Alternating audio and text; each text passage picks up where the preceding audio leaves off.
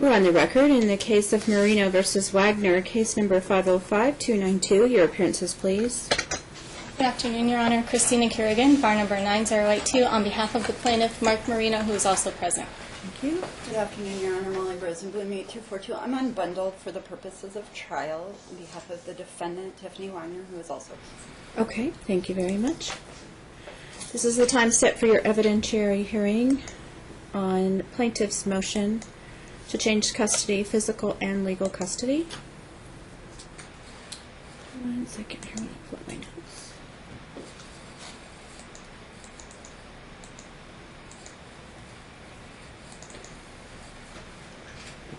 This is in reference to a minor child, Grace, born October 24th, 2013. Pursuant to court order, the parties had joint physical custody from a decree of custody April 22nd, 2015, until the court entered orders temporarily modifying the joint physical custodial situation to temporary sole legal with Dad, and they still have temporary joint physical custody.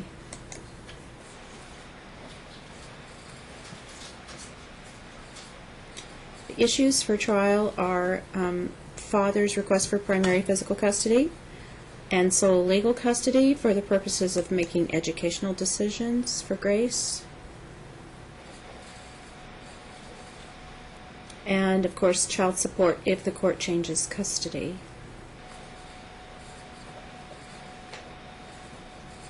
Father does have the burden of proof that it's in the best interests of Grace to modify custody.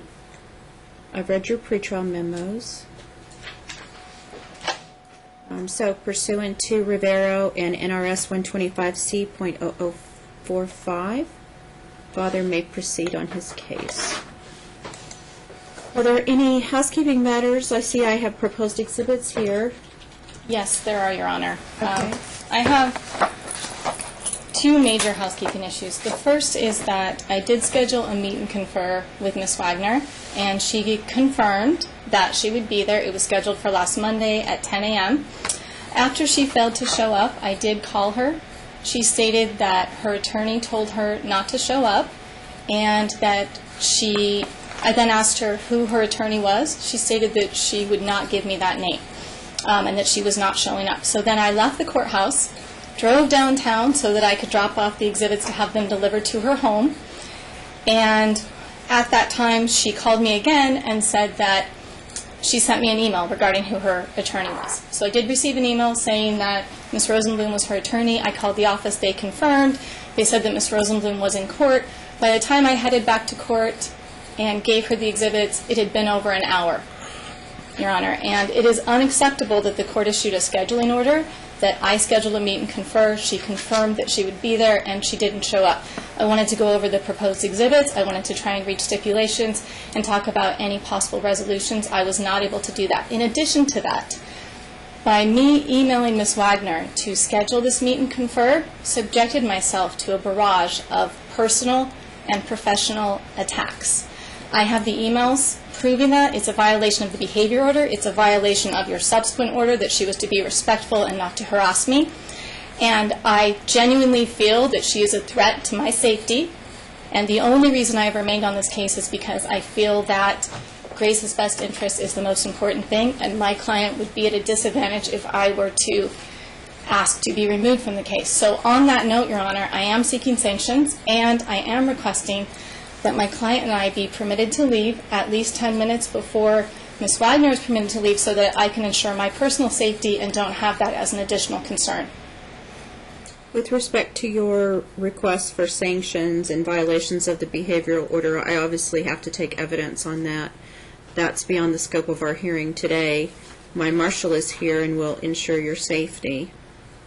But the other matters I can't make a decision on because I have to have a motion and an opposition or a response to it and hear it on the merits. So I'm assuming then you didn't get stipulations to your proposed exhibits? I did not, Your Honor, and her exhibits were delivered to my office Friday afternoon. not even one full business day before trial, and I did not receive any documents prior to the close of discovery. In fact, I haven't received any documents from her. So I do object to every single one of her exhibits. Okay, thank you. Ms. Rosenblum.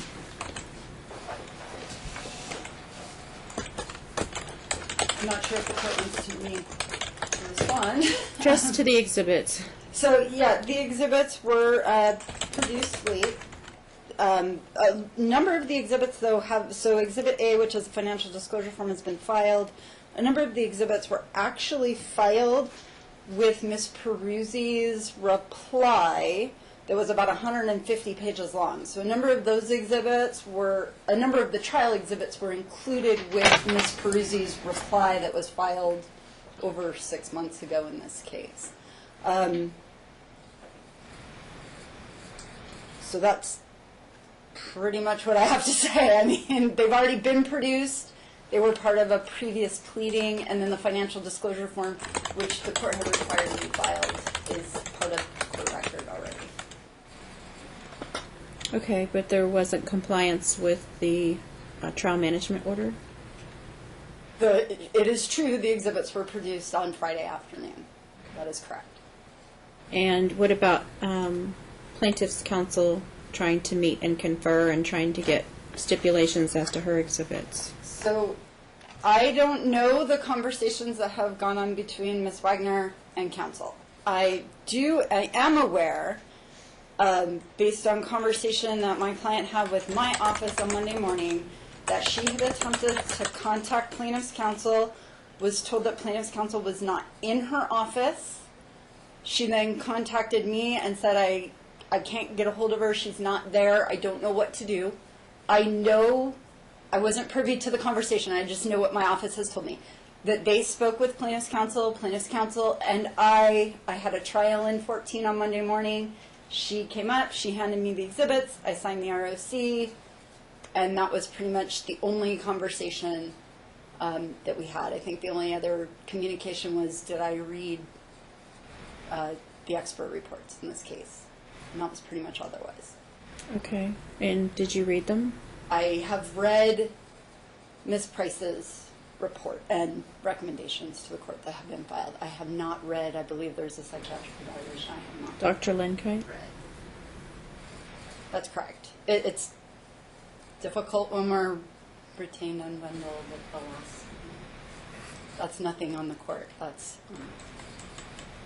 I'm aware of the basic contents. Okay. Right. Okay.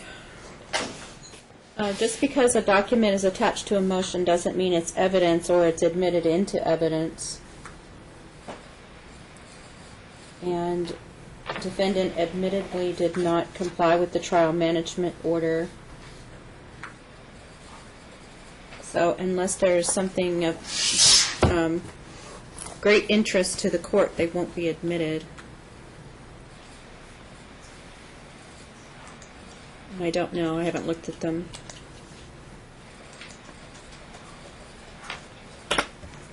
Plaintiff complied or attempted to comply with the court's order that she meet and confer to go over the exhibits, and she timely produced them to the defendant.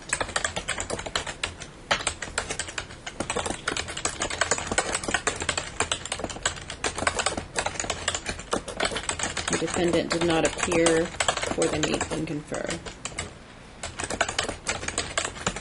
Okay. I don't think I need opening statements. I'm familiar with the case, so if you want to go into your case in chief. And Your Honor, I would call Ms. Price as the first witness. I don't want to keep her waiting. I know you've asked her to be here. I do believe we have non-family members in the courtroom. We don't object to her mother, but we don't know the other person that's in the courtroom, and we do want this to be a private proceeding. Are the people in the courtroom witnesses? They're not. Okay. And their family or significant other? A friend, significant other friend. Okay. All right. They'll be allowed to remain.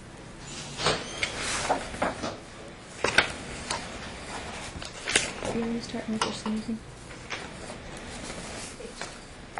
You know it's raining. It's pouring down rain. Yeah, it's boring. That'll be something.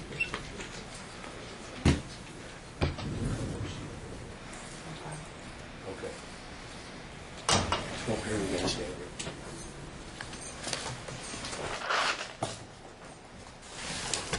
Please raise your right hand. You do solemnly swear the testimony you're about to give in this action shall be the truth, the whole truth, and nothing but the truth, so help you God. I do. Thank you. Please be seated. Good afternoon. Can you please state your name and spell it for the record? Corinne Price, CORINNEPRICE. And are you the parenting coordinator on this case? I am. When were you appointed? Can I check my notes? I believe it was in December by referral order. Yes. And then secondarily, we had a specific order appointing special master. And during the first month that you were working on this case, do you know how many emails Tiffany sent you? I do not. Do you recall the highest number of emails Tiffany sent you in one day? I believe on one day there was approximately 20 to 25. And after the initial month, how often did Tiffany email you? Best recollection without looking at my notes, it was probably about 10 to 20 per month, but it really depended on what issue we were going back and forth on. In some cases, I would specifically ask her to provide me with research on daycares or schools or treatment programs. So sometimes she would send me 10 emails in a row with different articles to review. And do you know how many times Mark has emailed you, approximately? Much less. Approximately 15 over the course of while I've been providing services. So would it be fair to say that Tiffany emailed you much more than Mark? Yes. And how many times did you meet with Mark in person? Just the once. How many times did you meet with Tiffany in person? And have you met Grace? No. And was Tiffany initially reluctant to participate in the coordination process with you? Objection, speculation. Sustained. Lay some foundation. Did many of Tiffany's emails contain foul language? Objection. Vague and ambiguous as to the definition calls for speculation. She received the emails and reviewed them. She knows whether there was foul language in those emails. Her job was to... About curse words? Yes. We know what curse words are. Okay. So did many of Tiffany's emails contain curse words? I believe a few of them did contain curse words. Okay. And were there emails that contained disparaging information about Mark? Yes. And how many emails has Tiffany been charged for due to violations of the behavior order? 2 at this point.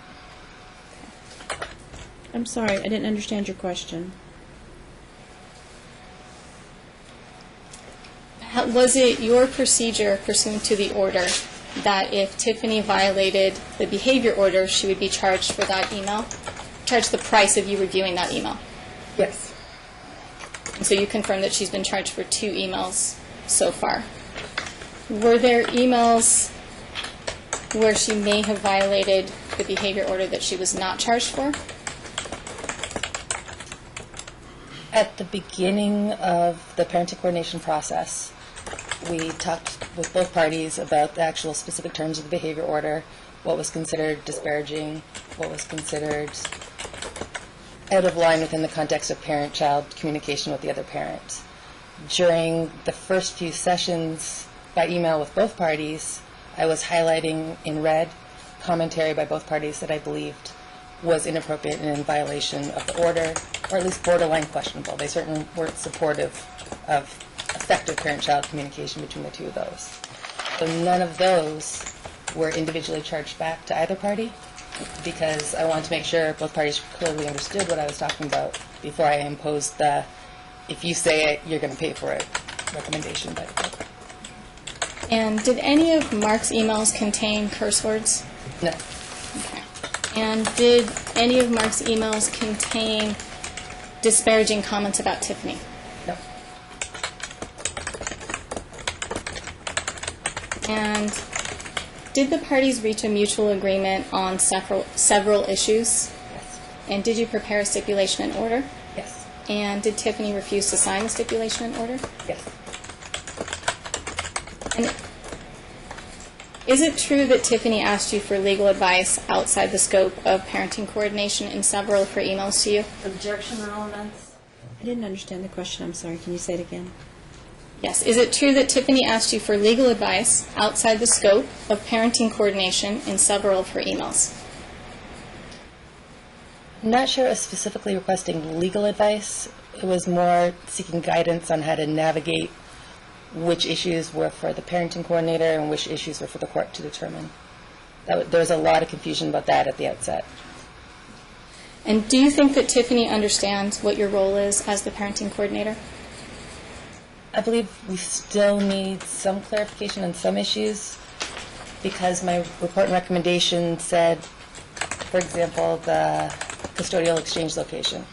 I believe that that is within the purview of what the parenting coordinator can order, but at this time a request like that is premature when we don't know what the outcome of today's evidentiary hearing would be. So there are some issues which I clearly said are outside the scope, some issues which may be inside the scope of parenting coordination, but were just premature for us to discuss at this time. And may I approach the witness? Yes. I have proposed exhibit.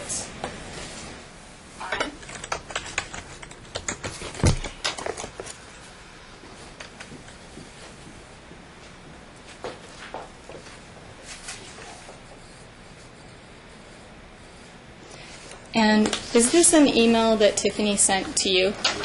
Yes. Okay. And Your Honor, I would ask that Exhibit 5 be admitted into evidence. Ms. Rosenblum?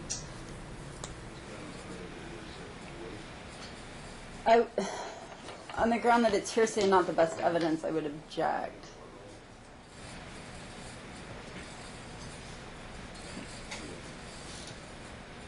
It's admitted. And Ms. Price, is this an example of the kinds of emails that you received from Tiffany? Yes. And do you think this is an appropriate email to send to the parenting coordinator? Appropriate's a tough word. One of the issues that we were deferring until later to discuss was Grace being able to go to a different school or participate in individual therapy. So the issue itself in the communication is something that I do believe a parenting coordinator can discuss with the parents and see if we can agree upon educational goals or things like that. But certainly the way it's phrased and the way it's expanded within this email does cause some issues when you're trying to resolve issues between parents. And is it your belief that it wasn't appropriate for you to decide this issue because of this pending trial? Yes. And have you reviewed the psychiatric evaluation of Tiffany prepared by Dr. Linkite? Yes. And do you agree with his analysis of Tiffany based upon your dealings with her? Objection. It calls for expert opinion outside the expert scope. Sustained. Have you worked with clients who have had histrionic personality disorder before? Yes. Okay. And have you worked with clients who have borderline personality traits before? Yes. Do you think that the parties would benefit from having a parenting coordinator who's been trained to deal with personality disorders? Yes.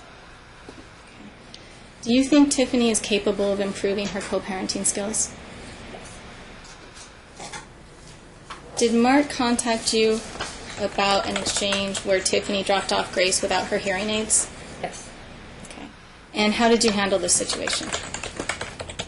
Issued an immediate email requesting that the child's hearing aids be brought to my office so that they could be turned over within 24 hours or 12 hours, I can't remember. Okay. Did Tiffany return the hearing aids to Grace within the deadline that you gave her? I believe that she came by and the office was closed, so the very next day she did the best that she could to get it done in a timely manner. But it wasn't completed within your deadline? Yes, I believe that's the case.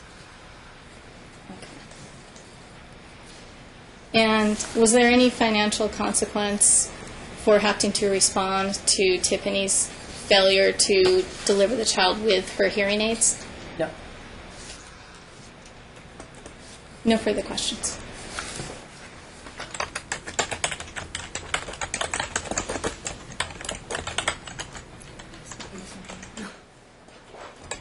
Good afternoon, Ms. Price. How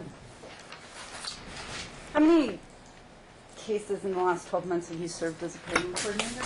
Just the one. Just this one? And in your time as being someone that the court, not just this court, but all of family court uses as a parenting coordinator, how many times have you served as a parenting coordinator? Just this one. Just this case. So this is the only case that you've ever served as a parenting coordinator in? Correct. Okay.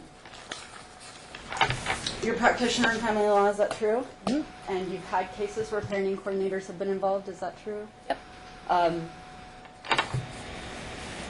Counsel has asked you about the number of emails that my client sent you in the first month. Being a practitioner who is familiar with high conflict cases where parenting coordinators are appointed, did you find it unusual that she sent that many emails in the first month?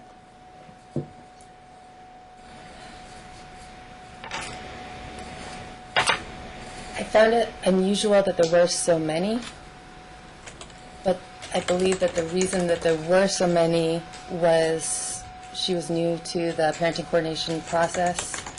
We had raised multiple issues to be determined at the same time, and again, it was not clear to her at that time what was a parenting coordination issue and what was a separate matter to be determined by the court.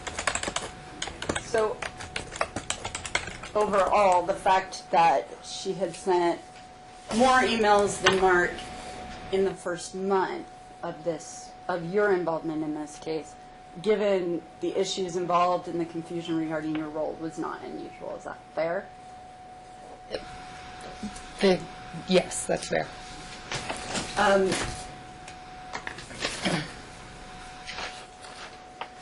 You have prepared recommendations for the court, is that correct? Yes. And those recommendations are contained within a report that's actually been filed and reduced to an order, is that correct? Yes. And how did you prepare those recommendations? What were the basis of your... The basis of each recommendation is contained right below each recommendation. I had an initial meeting with both parties where we reviewed all the different issues that they were experiencing in co-parenting Grace. And then following up by email, we would go through issue by issue, and both parties were very cooperative, very responsive about addressing each of the issues. So at the end of every email exchange, I had a clear position of where both parties fell. And actually by the end of every exchange, most likely they came to an agreement on how to best handle each individual problem. And so the recommendations that you prepared in your report were the basis of, for the most part, the agreements between the parties. Is that fair? Yes. And those recommendations have been reduced to an order by the court. Is that correct? Yes. And that order was signed by the judge and filed. Is that correct? Yes.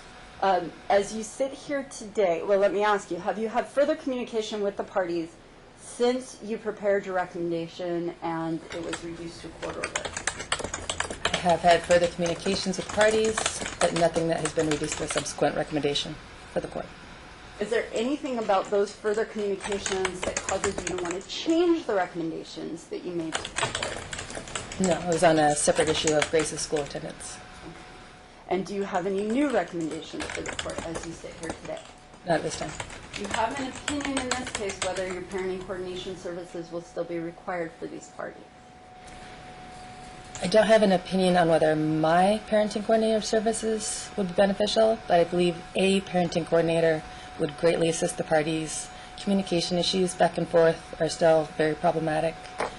They are able to sit down and quietly agree independently on what's best for Grace. It's filtering out, and I call it translating, some of the email communications back and forth to make sure that the issue of parenting coordination is clear, both parties' positions are clear, and then 99% of the time in this case, they've been able to agree.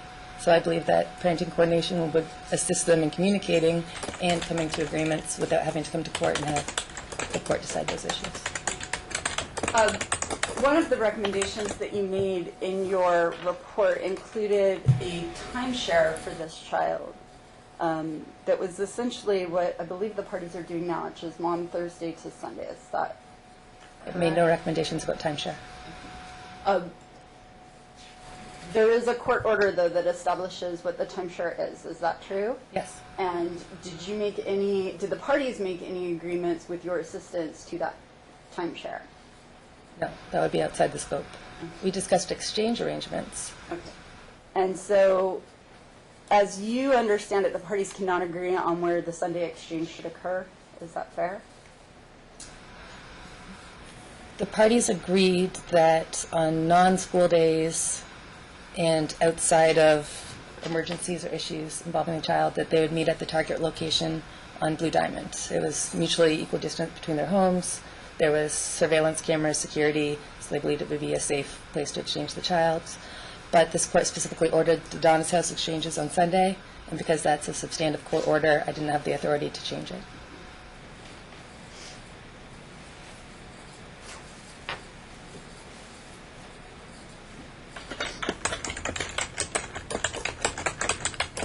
You talked about communications between the parties at the very beginning where you were highlighting in red communications that weren't appropriate. Was that for both parties? Yes, but certainly more Tiffany.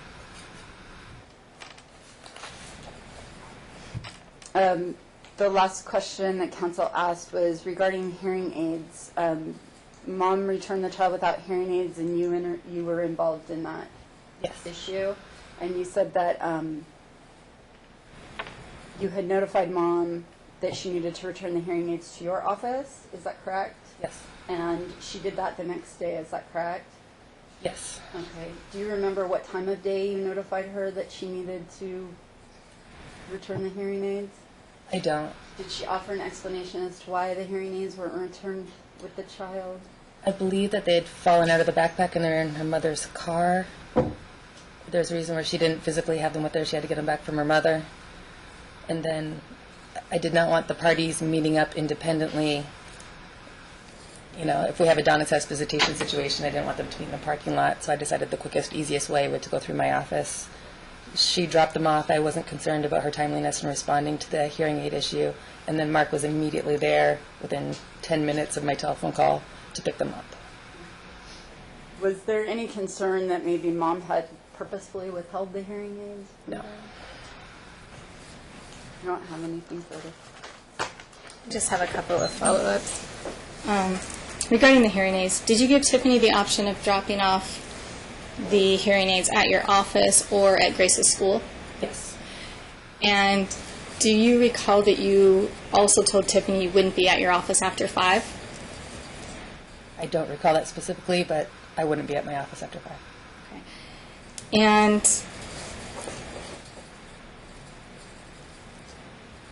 do you recall an email regarding the hearing aids from Tiffany where she stated she didn't believe that the hearing aids were necessary for school? Yes. Okay. No further questions. Ms. Price, you took training to become a parenting coordinator, correct? Yes. Can you tell the attorneys if they don't know what training you completed?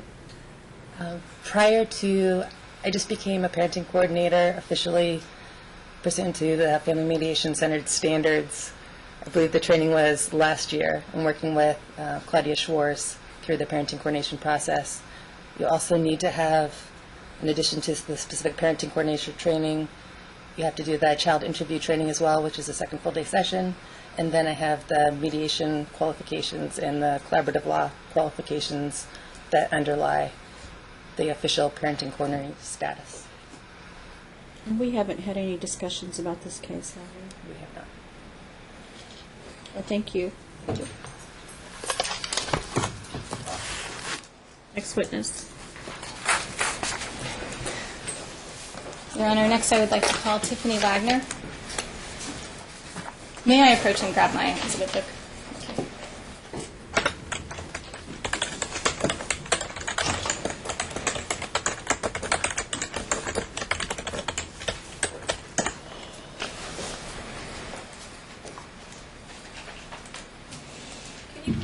right hand and stand up, please. Thank you. You do solemnly swear the testimony you're about to give in this action to be the truth, the whole truth, and nothing but the truth, so help you God? Thank you. Please be seated. Please state and spell your name for the record. Tiffany Wagner, TIFFANY Okay. And do you and the plaintiff have a minor child together? Yes. What is her name and age? Grace Marino, 3.5, almost. And were you and Mr. Marino ever married? And when did your relationship with Mark end? The end of July 2014.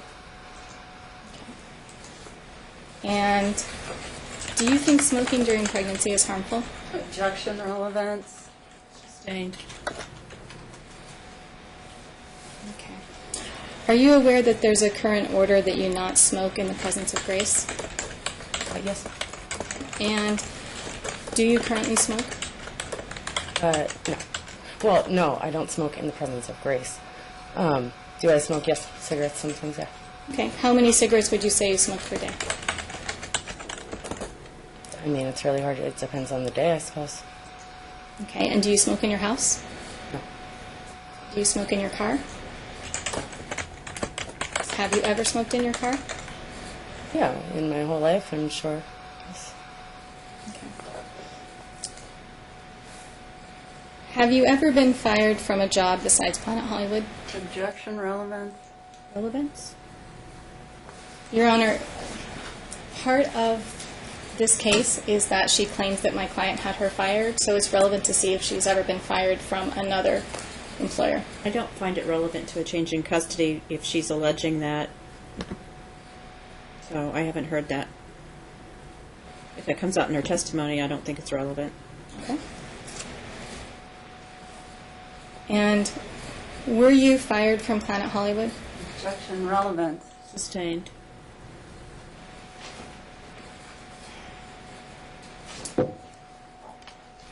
Did you send multiple text messages to Mark on March 2nd, 2016?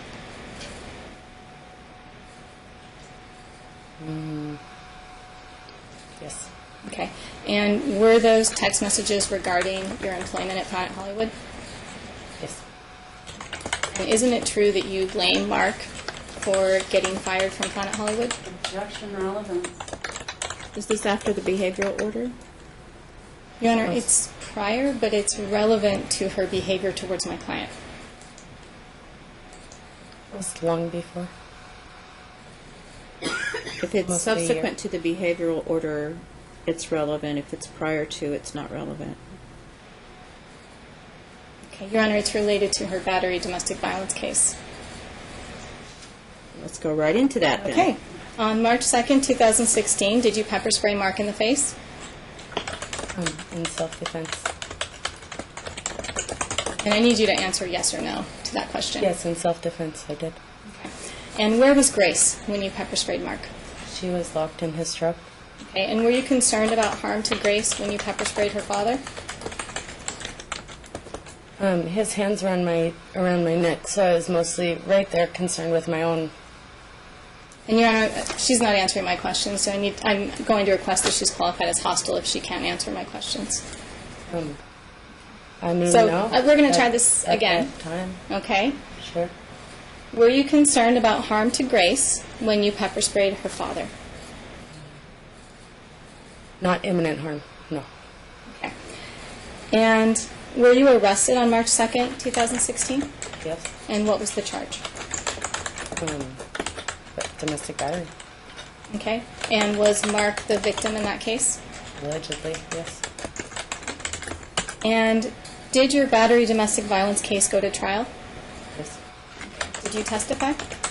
Yes. Okay. Did Mark testify? Yes. And isn't it true the judge found you guilty of battery domestic violence? Yes. Were you ordered to take classes? Yes. Have you taken any of those classes? Yes. Isn't it true you refused to allow Mark to see Grace for approximately 2.5 weeks after this incident? No. It is not Did true. Mark see Grace in the 2.5 weeks after this incident? No, because he failed to Okay. pick her up. I'm going to instruct you that if you can answer yes or no to these questions, you need to. Okay. Please ask it again. Did Mark see Grace in the 2.5 weeks following your battery domestic violence charge?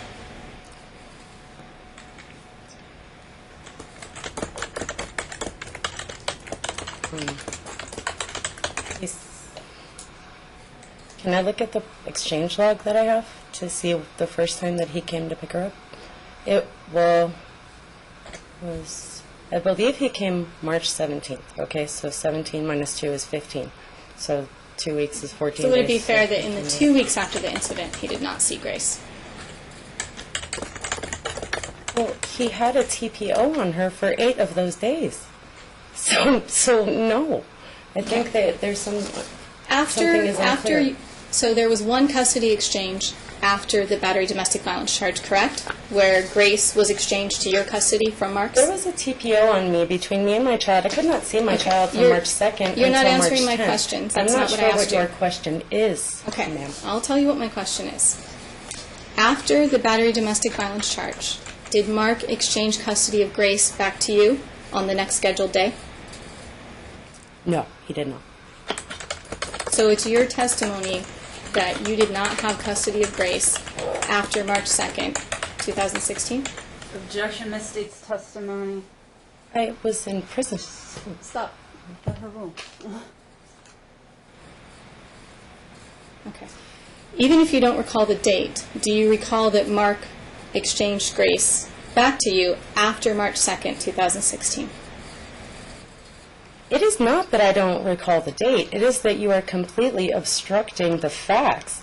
He had me... You're not answering my questions Just anymore. answer the question, Ms. Wagner. He After gave her your to arrest, was there a custody Judge exchange? Maston gave her to me. Because So Judge after Maston your ordered arrest, us... Yes. there was an exchange of custody On the March 10th. on So March 10th. He That's missed all you have like to do the is answer third, the question. But he missed the 3rd, the 4th, the 5th, the 6th, the 7th, the 8th. That's not what she's asking. When was the custody exchange after your arrest? Oh, okay. I believe it was March 10th we exchanged her, and then Okay. And after March 10th, did you then exchange Grace back to her father before my intervention?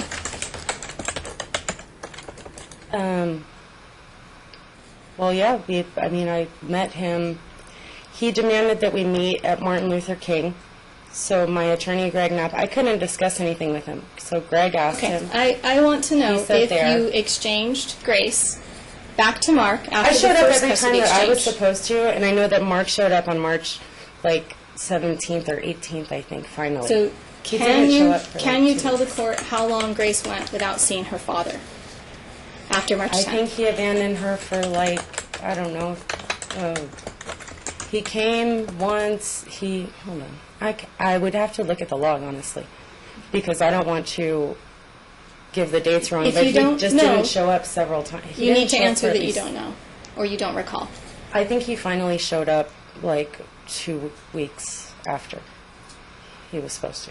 Do you showed think up it- and then he didn't show up for 2 I'm weeks. not asking you a question right now. Do you think it's important for Grace to have a relationship with her father? Yeah. When did you first find out that Grace was hearing impaired? When she was 3 days old. Okay. And isn't it true that you initially agreed to have Grace evaluated for child find? No. So it's your testimony today that you never agreed to have Grace evaluated for child find.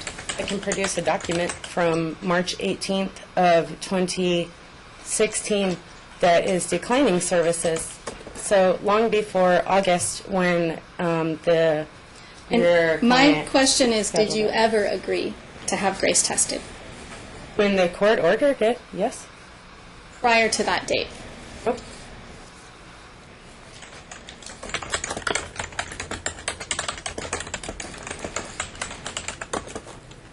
And isn't it true that you tried to get the child evaluation continued after the judge ordered it to be completed? It is true that I tried to get it set for after our hearing because my child wasn't even able to enter until after our original court hearing, until our original trial was October 4th. So it is and true. she wasn't even eligible until October 24th. So it is true that you tried to get the evaluation continued.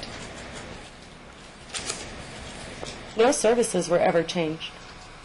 No But evaluations you're not were answering the ever question. changed. The question was, is it true that you tried to get the child find evaluation continued after the judge ordered it to be completed? No, not the ones that the judge ordered. No. Okay, and did you try to record staff at the child find evaluation? Yeah, it's in the IEP. It says I shut it off immediately when they asked me to. I wanted to compare it to an independent evaluator, but they withheld the names of the independent evaluators from me. And do you think it's important for Grace to learn to speak in addition to Absolutely. sign language? Yes, absolutely. Ms. Wagner, please wait until the question is finished before you Sorry. answer. And isn't it true that you were verbally abusive to the staff of Child Find during the evaluation? Absolutely not.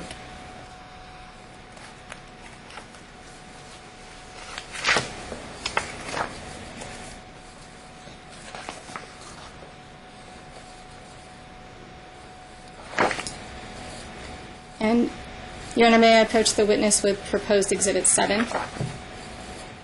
Yes, you don't have a witness copy of the book? You know what, I gave 2 copies to the court, so I thought I had an extra. I think she gave one to me, did you not? I have one. That's All right, you want me to give it back to you? No, it's fine, Your Honor. Did you finish? And if you could please review this document. With the, what we'll do is I'll look at the clerk's set if you finish tagging them. Okay. Oh, thank you. And then we can have a set for the Frank, can you witness. make one copy of this, please? Thank you. May I approach? Yes. Who's going to? We'll go from that.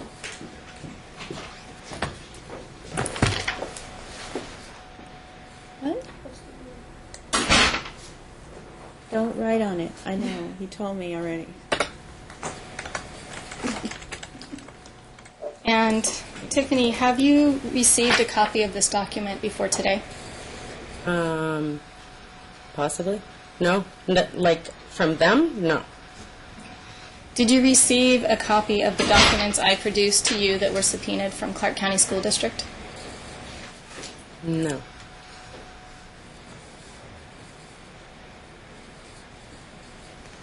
Okay. And can you tell the court what document this is? It says Clark County School District. So it's something from confidential status record for Grace, apparently.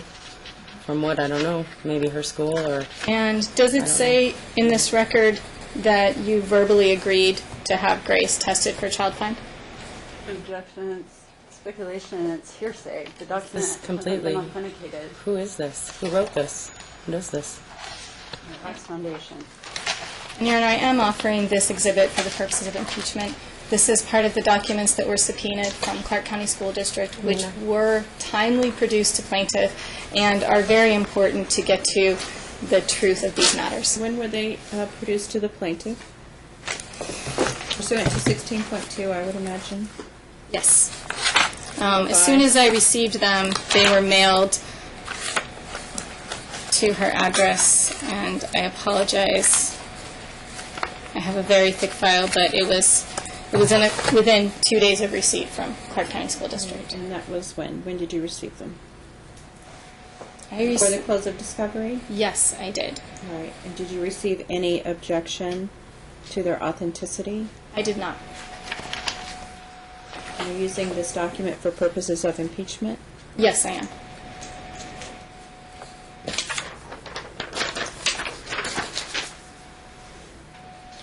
Is there a particular page that you're referring to? Yes, there are a couple of pages. On page M22, under the notation June 1st,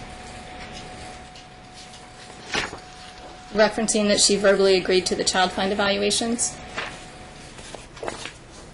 And any other impeachment Yes. language in this? Also on M25 and M26. On M25,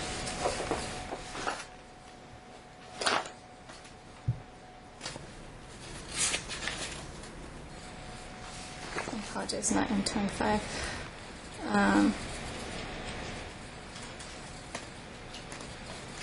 On M25, under September 6, 2016,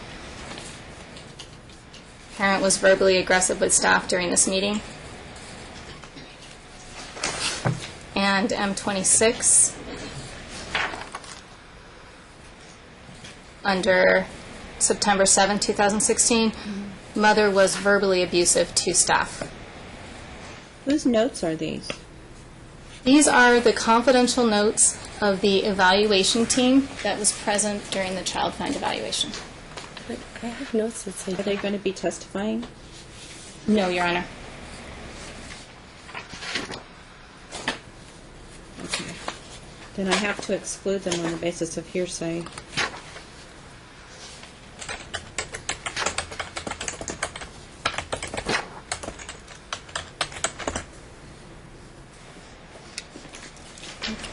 How many years have you known Dixie Padilla? almost 7. Foundation relevance. I don't know who this person is. I don't know who it is. I don't know who she is. I would object on the basis of relevance and foundation. And she is someone that Tiffany used as a reference in Dr. Lenkheit's report. So I'm assuming that she does know who this person Okay, is. all right, thank you. How many years have you known Dixie Padilla? About 6.5. Okay, and how often do you see her? Like in passing, pretty often. I mean, but as far as like sitting down and like we wave at each other all the time because it's my neighbor. Okay, would you say she's a close friend? She is very cherished to me in the way that she has helped a lot of moms. She's from Hawaii. She did social work, and she's had 6 kids. The question was, so she helped me watch would you kids. say she's a close friend? Somewhat. Little, kind of, yeah. And how many years ago did you work with Jay Gersalfi, who was also one of your contacts for Dr. Lenkheit's report? Does this have anything to do with my child? I worked with Jay in 7 years ago was when I met Jay. Okay. And when did you last see Jay? About a year ago. Has he ever met Grace? No. And isn't it true that you don't have a close relationship with your mom? No, that's not really true because my mom's right there. And isn't it also true that you told Dr. Lenkeit you're self-employed as a personal trainer? I told him I'm self-employed.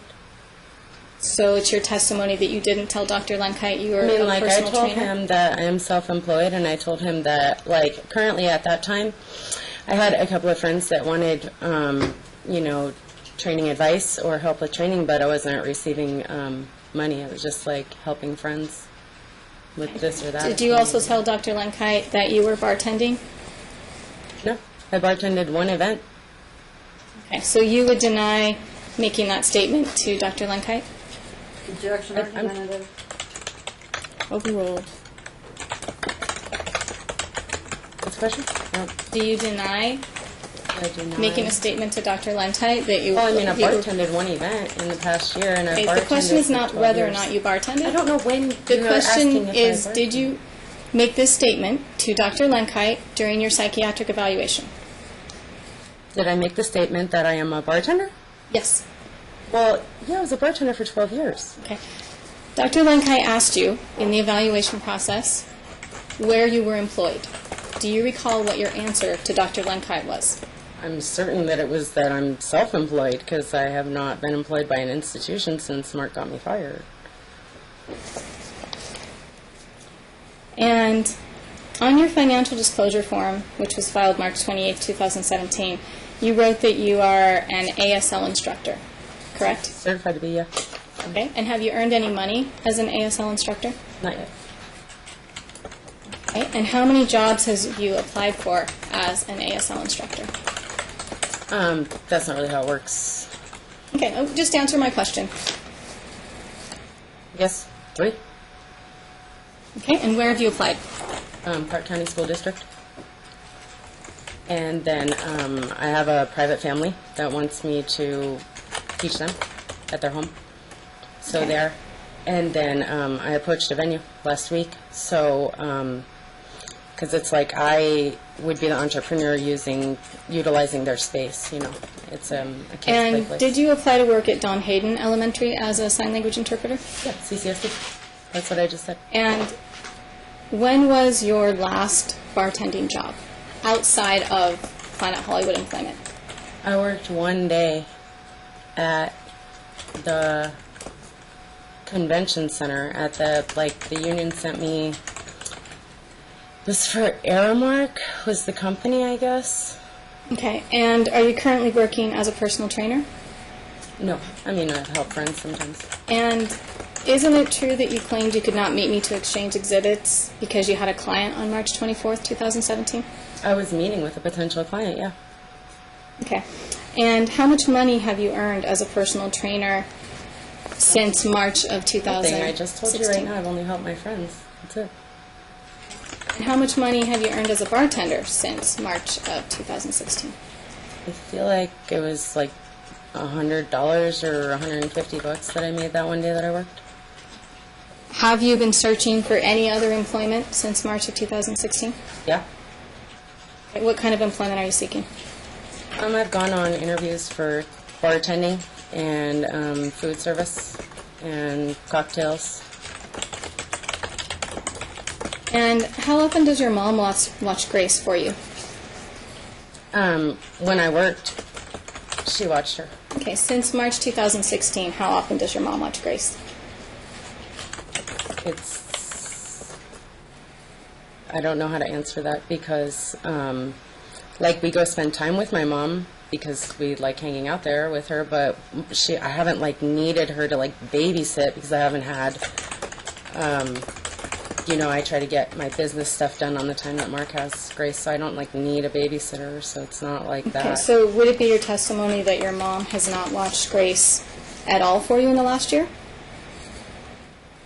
I mean, she probably has at least once watched her because I think she watched her when I totaled my car. I had to go get my belongings from the tow yard. Was your mom babysitting Grace on the day that her hearing aids were left there? No, we were just hanging out. We were all hanging out. Generally, when you leave a place with Grace, do you make sure that she's wearing her hearing aids? Yeah. And generally, does Grace wear her hearing aids during all of the time that she's awake? Yeah, usually. So why would Grace have not had her hearing aids in her ears on that date? Because sometimes we hang out at my mom's for a long time and she falls asleep. So if she takes a nap, I take them out of her ears and I put them in her backpack. So that's probably what happened, and then they fell out of the backpack. I'm really not sure what you're trying to insinuate. Because If you I've have no always- income, how are you able to afford an attorney? I had some savings. Okay. And why didn't you use your savings to pay the remainder of Dr. Lenkite's fees? Because I only have a certain amount of savings, and it was a demand upon me to retain counsel for this trial. Did the court order you to pay for half of Dr. Lenkite's evaluation? I paid $1,750 and told Dr. Linkite I'd be happy to be on a payment plan. Okay. Did the court order you to pay for half of Dr. Lenkite's evaluation? Yeah, and I did. And is as it far true as that I you could. didn't pay the remaining balance to Dr. Lenkite? It is true that I offered to pay it. Okay. But you didn't offer to pay it to Dr. Lenkite in time for him to release the report for... It is true that Mark chose to pay it before I was able to obtain payment arrangements from Dr. Linkite. That is true, but it's not because I didn't tell Dr. Linkite that I wouldn't pay him.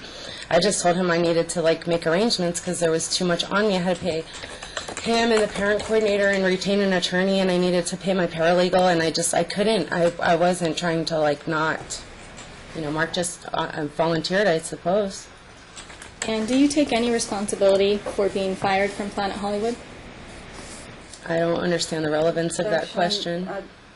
couldn't get it out fast enough. Sorry. She already said it for me, objection relevance. Your Honor, she's repeatedly mentioned that Mark had her fired when I've asked her questions. And I'm ignoring that because it's not relevant to these proceedings. So the objection's dismissed.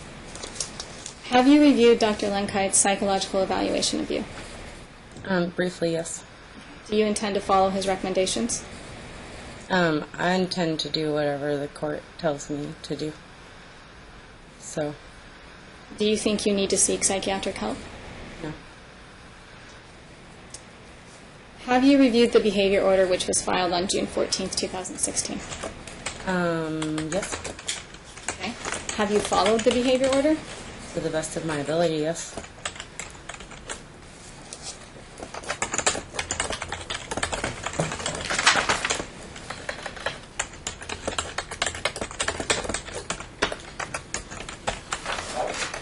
And Your Honor, I would like to go to proposed exhibit 14. 14? Yes.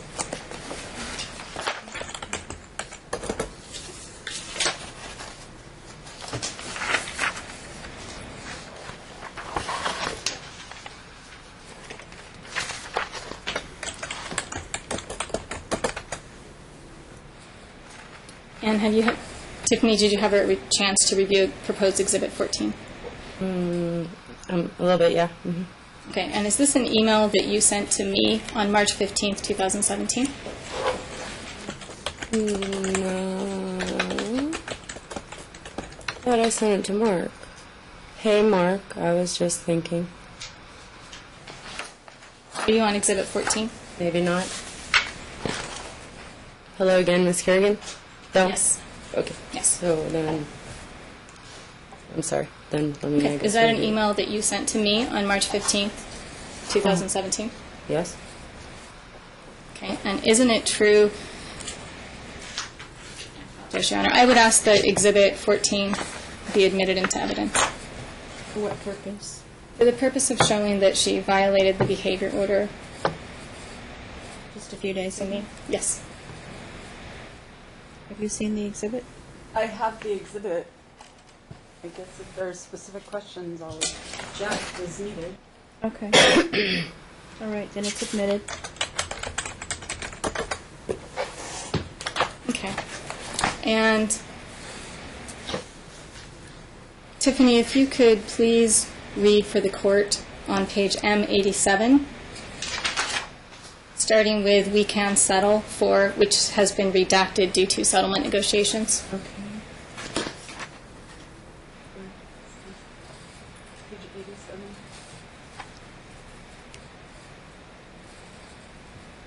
What are you asking me? If you can read that for the court, starting with "we can settle." We can settle for joint. I think it's. You don't need to read the redacted portion. I don't want to know about your settlement negotiations. Sorry. I'm not taking my kid to that school in North Las Vegas. I would object to the entirety of it. I believe it's all part of the settlement negotiation.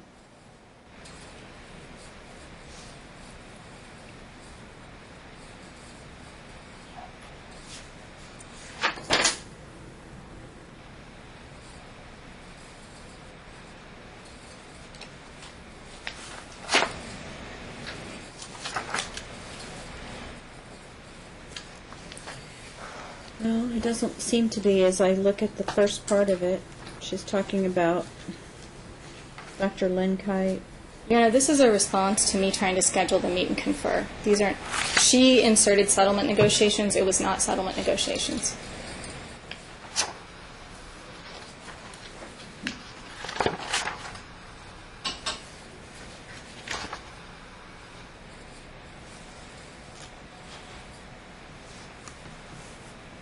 I don't see anything on the first page that's settlement negotiations.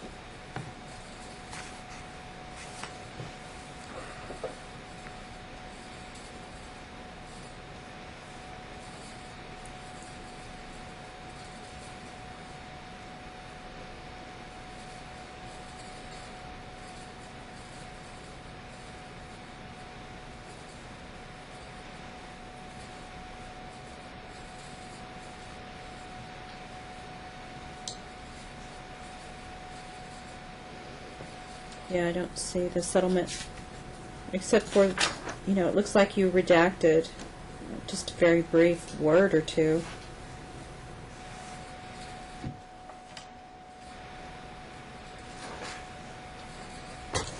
Go ahead. Okay. So Tiffany, I asked you to read onto the record starting with "we can settle." I believe it's the last paragraph on M87. Okay, I read it already. I thought I'm not taking my kid to that school in North Las Vegas. It will fall away anyway. You and I both know it's not truly applicable in light of currently established federal and or state mandated laws. We can agree to remediate terms. I know a lot of people, or not a lot of shit in people you don't realize I know. Is it, you want me to keep reading? How much? I do, if you could read the next two sentences. We both know this is all BS. Now... Bullshit. No, this is bullshit. It doesn't say BS. Oh, sorry. I don't know if I should say that. Now that you have made as much money off your dumbass client and my precious child as you possibly could, why don't we just all save ourselves the headache of this charade of a trial and sit down ASAP? Okay, that's I want my fine. child. I want what's in her best interest. That's fine. And do you believe the sentences that you've just read are not violations of the behavior order filed in this court? I thought that the behavioral order was between me and Mark. Okay. Did you state that you've reviewed the behavior order? Yes, it's been quite some time ago. Have you been instructed in this court to be respectful towards me? I was informed on August 3rd of 2016 that we aren't really expected to be nice to one another in this court. So your testimony is that the judge, or who informed you that we weren't supposed to be nice to each other? It was explained to us because you complained about my Yelp review, and then the judge explained that that's in my right, and then I explained that, I was trying to be nice to you and you were being really rude, so then whatever, I did that, and then I took it down right away because you asked me to. So and then, do you not understand the behavior order then? I mean, I took the post down right away, and the judge said that we weren't really expected to be, You're they're not answering my expected question, to be nice to me. Okay. Have you personally read through and reviewed the behavior order that was filed in this court? Objection has been asked and answered now 3 times. Well, yeah. Go ahead and answer. I mean, yeah. Yeah. Okay. And do you contend that your language to me in this email is not a violation of the behavior order? Same objection. Go ahead and answer. Well, I suppose I misunderstood because I thought that the behavior order was between me and Mark. So, I'm just maybe a little bit, I'm sorry. I don't know what I just think it's like I'm trying to explain to you guys over and over. Is it your My kid's not getting any understanding therapy. that you are allowed She can't talk.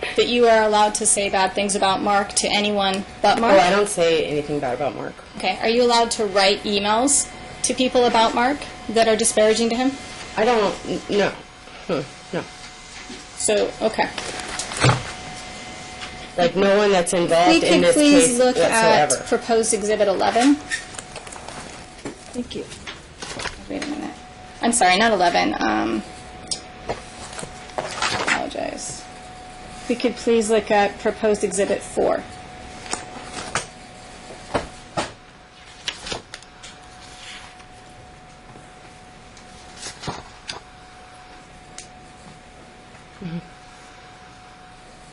Okay. On March 9th, did you receive an email from Darlene Grant at Hayden Elementary?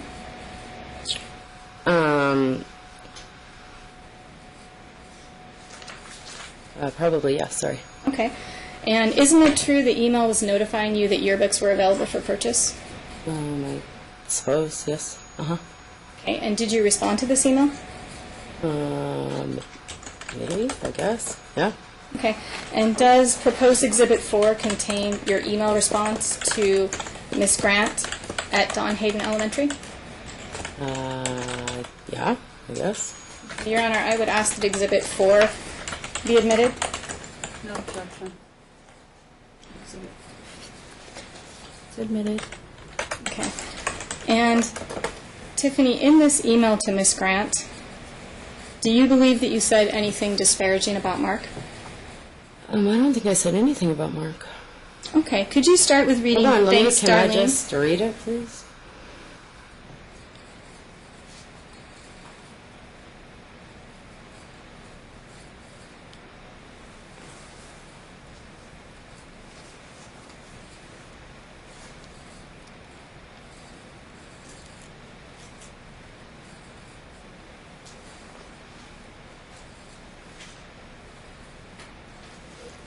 Okay, sorry, what was your question? Okay. Can you please read with, starting at the top of your response? Thanks, Darlene. Okay. Thanks, Darlene. I doubt we'll get one, though, since my daughter was spitefully snatched from me and shoved into this school that we wish she didn't have to go to, just so that her father has a means, reason, or way to avoid paying support and or a sitter so he doesn't have to be around her, and meanwhile he can spite me and alienate me from my child and try to harm our relationship or bond. It would probably not make for good memorabilia. Do you think this is an appropriate response to the school? Probably not. I mean, it's... And now that you've read your response, do you believe that this is disparaging towards Mark? No.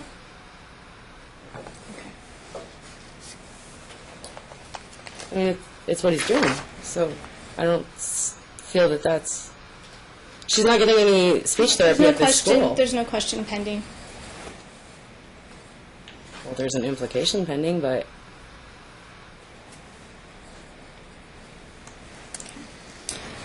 And has your daughter missed any Fridays since she started school during your care, since October 2016? Uh-huh. Okay, and isn't it true that Grace missed 3 Fridays in March 2017, including this last Friday, March 24th? She missed March 3rd, I think, and then I think March 10th. And then, this past Friday. Okay, and on the only Friday in March where you did take her to school, isn't it true that you took her late? We try to be on time as best we can. But it's 33 miles from our house, so to get her up at 7 and get her dressed, it's just difficult.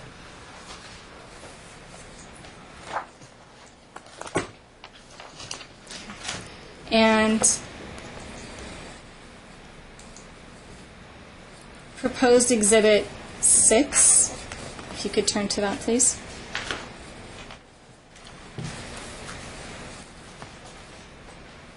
Mm-hmm. And are these emails between you and Mark dated March 17th, 2017 and March 18th, 2017? Okay. It was a What about question. him? No, I'm sorry. What, do I see him? Yes, I see him. Can you confirm if these are emails sent between yourself and Mark Marino yes. Mm-hmm. on March 17th and March 18th? Yes. Your Honor, I would ask that Exhibit 6 be admitted into evidence. Objection, relevance. Relevance. These the are emails relevance that my objection? client sent when the child repeatedly missed Fridays of school. And that's not relevant for what reason? I'm trying to figure out what we're admitting them for. That was all. Oh, okay. Okay. I mean, if All right, it's so to show that the child missed school, my client's already testified to that. Exhibit 6, correct? Yes. Is that what you said? Yes. There are emails between the parties, Yes. and the subject matter is her missing school, right? Yes. Okay, then they're admitted. Thank you.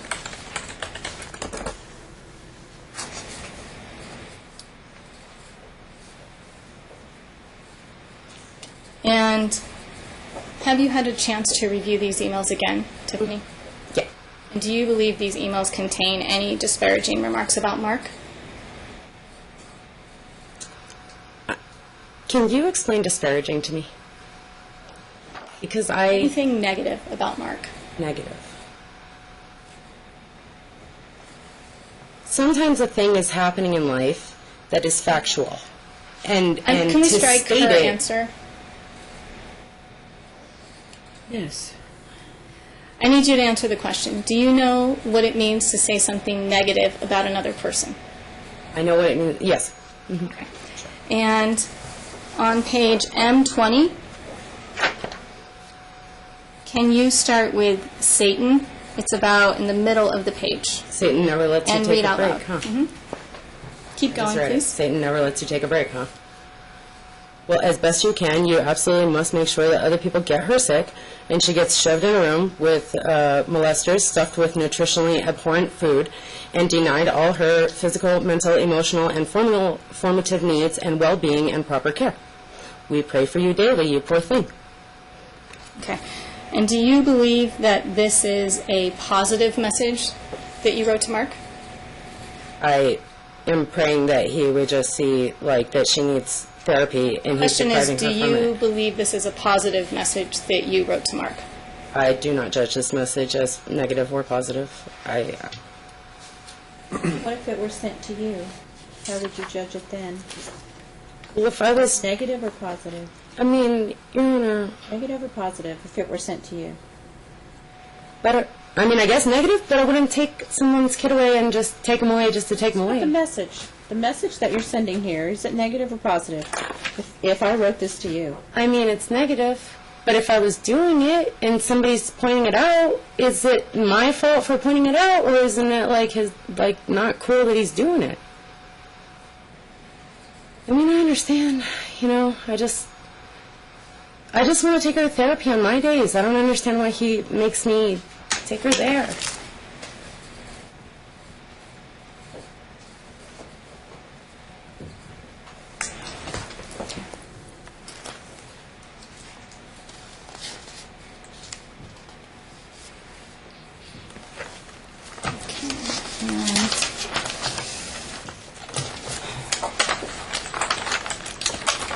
Was Grace sick on September 18th, 2016? Well, I'd have to check notes. Okay. Was there a date in September where Grace was in your custody and you were giving her antibiotics? Oh my goodness.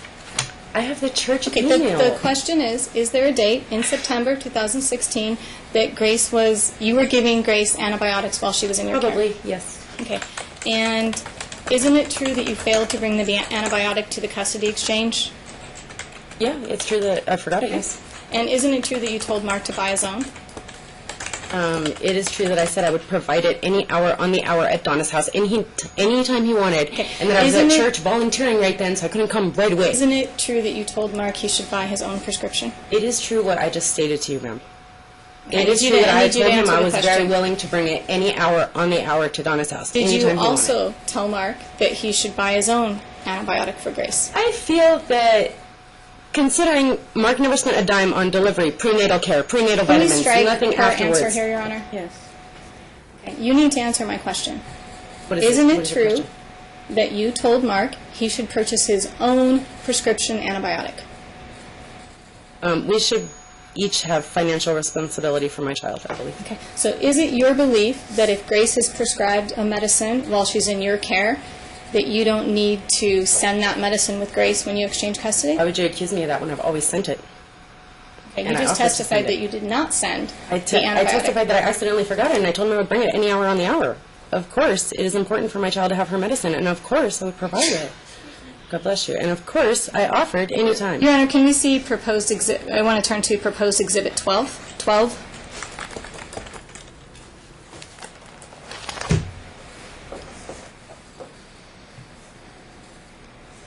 Okay, Tiffany, can you please review this document and tell me when you have finished reviewing it? Okay.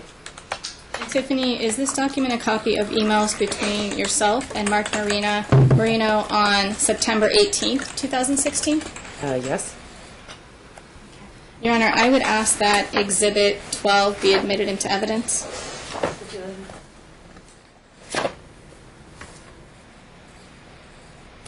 This is regarding the medicine. Yes. It's admitted.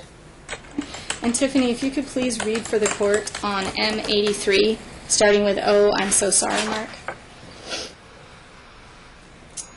So sorry, I didn't realize you thought it was my responsibility to buy medicine for Grace and then also provide it to you after you got her sick and were the one who told me you didn't think it was necessary to take her to the doctor. I figured you didn't want to give her medicine since you could have gotten it for her and given it to her yourself last week when you first got her sick. Okay, stop. And are you aware that amoxicillin is a prescription medication? Yes. So,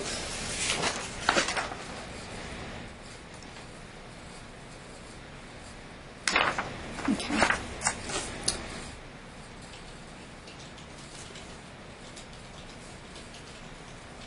Do you think it's in Grace's best interest to fail to give her father the prescription medication she was taking? Well, I wouldn't have offered to bring it to him if I thought it was in her best Question interest is, to do you keep think it. it's in her best interest not to give him the medication? That No, she's that's taking? why I offered to bring it. So, no. I don't think that would be in her best interest. Okay. And do you also believe that you're the only parent that would take Grace to the doctor if she was sick? No.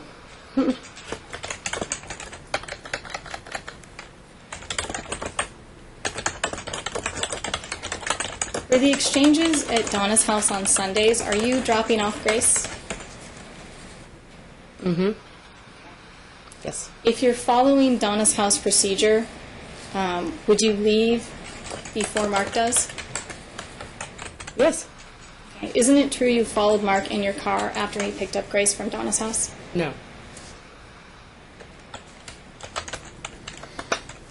What do you think the parenting coordinator's role is in this case?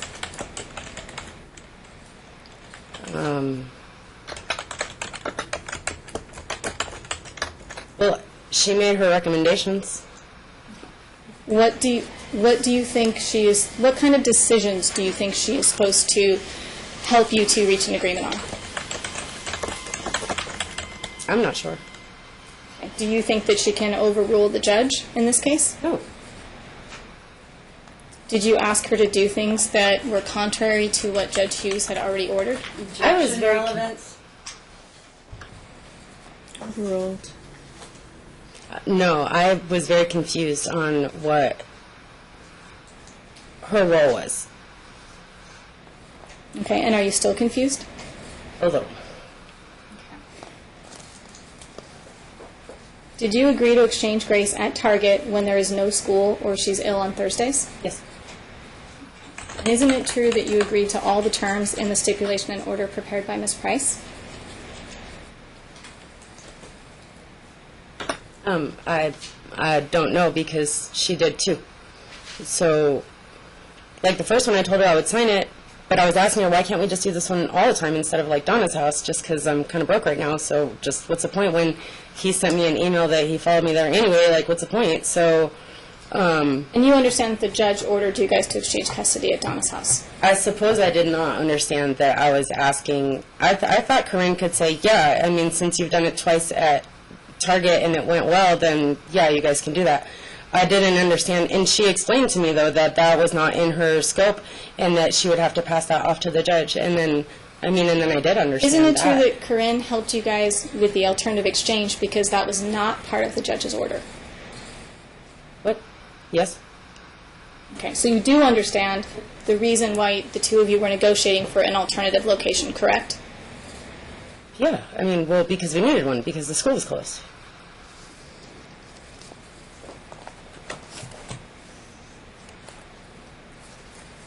But I was just theorizing since we'd met a dozen times already without it, but then she explained, so it's moot. It's a moot point.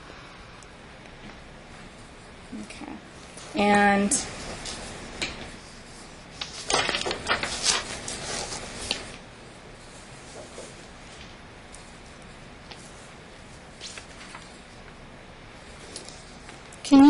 Exhibit 5 has already been admitted. I would like you to read from page M18, the first sentence,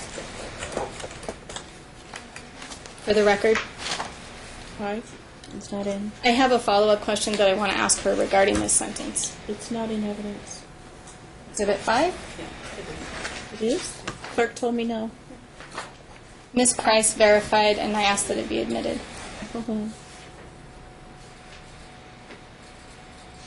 Exhibit 5. I have that as admitted.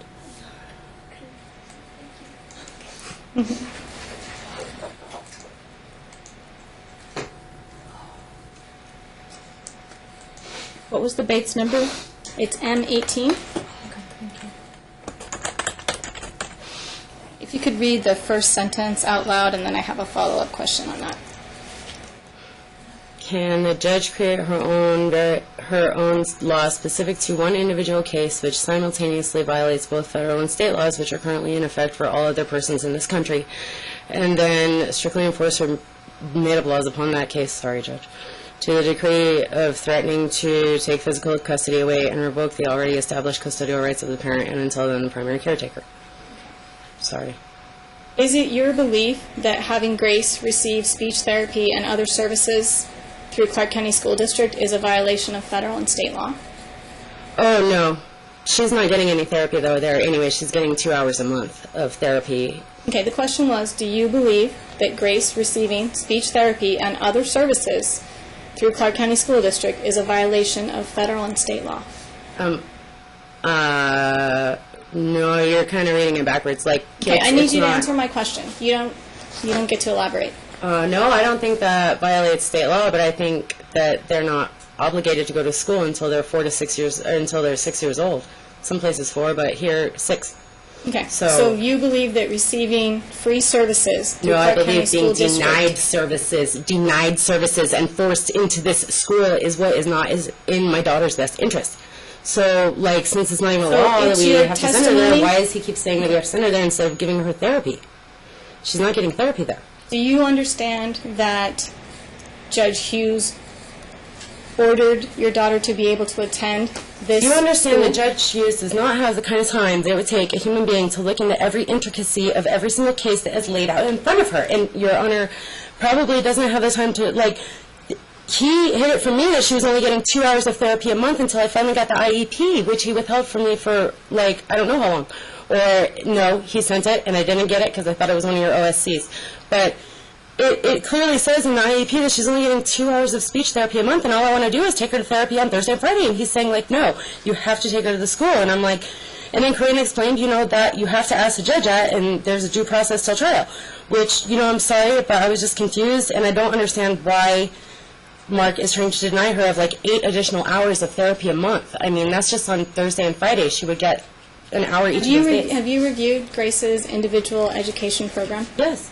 And are you aware of what services she is receiving? Not entirely, no, because I was taken out of the loop, so I don't understand you don't understand from the I don't understand IEP. the jargon of what it means. What is a self-contained classroom? Does that mean they sit my child by herself? I don't understand what that is. I mean, they just sit her by herself in a room. I do understand that it says 120 hours of individualized speech therapy a month, which is approximately 30 hours a week. There's no pending question for you.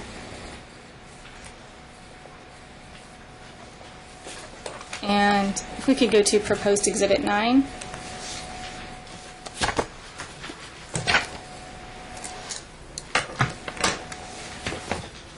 Tiffany, is this a copy of the individualized educational program for Grace Marino that you were referencing? This is likely that, yes.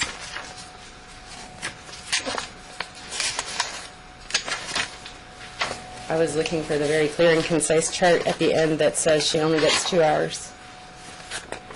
Oh, here it is. Yeah, this is it.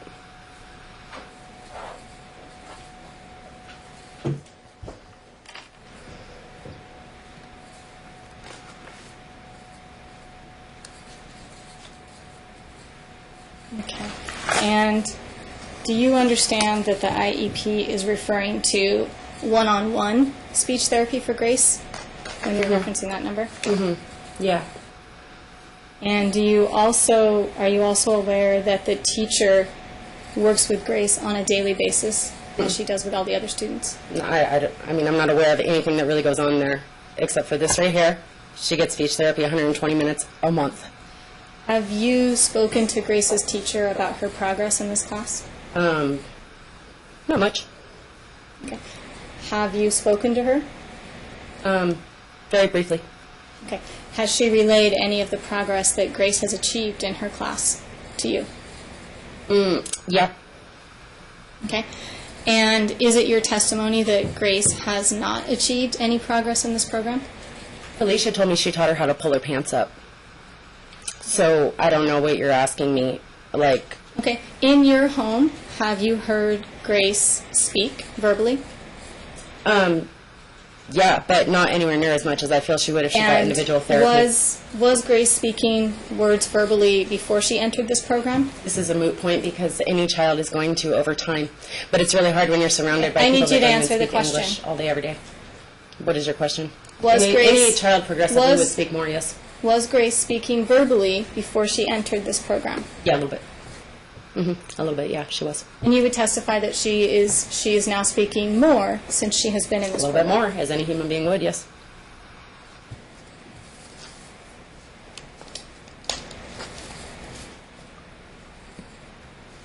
And when did you return the hearing aids to Grace after the custody exchange was done, wherein you forgot her hearing aids? Well, I got the email from Corinne at approximately 4 p.m. I did not have time to go from Mountain's Edge to South Point, where my mom lives, to Corinne's office in Green Valley and get there by 5 p.m. I told her maybe I would make it, but probably I wouldn't, and would she be there past 5? She said no. So then I brought him next morning as soon as her office opened, I brought him. And then Mark went and picked him up. And I don't know why we keep discussing this. Isn't it true you stated in an email that Grace could be without her hearing aids for several It days? states in the IEP that if she's in proximity to the teacher, that she doesn't necessarily need hearing aids, quote unquote. Okay. But didn't you state that in your email? Well, did I state something that a professional said? Maybe. Is it Did your I reiterate belief? something a professional said? Is it Maybe. your belief that Grace should go several days without wearing her hearing aids? It is my... What? No. Okay, so you would agree that Grace should have her hearing aids with her during all waking hours? Well, for the majority of it, yes. Okay. And did I contact you via email to arrange a meeting to exchange trial exhibits? Yes. Okay. And did I initially ask you to meet with me on March 29th at Family Court? Yeah, you gave me 4 different days and times. Okay, I need a yes or a And no. I agreed to Okay. 3 of them. And isn't it true that I also gave you the choice to meet with me on March 24th or March 27th because the trial date was moved to an earlier date?